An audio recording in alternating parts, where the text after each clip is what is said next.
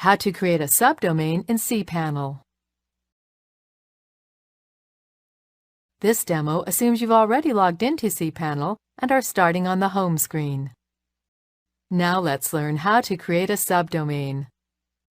Click the subdomains icon. Enter the prefix of your new subdomain. Make sure the domain name your subdomain will be associated with is selected.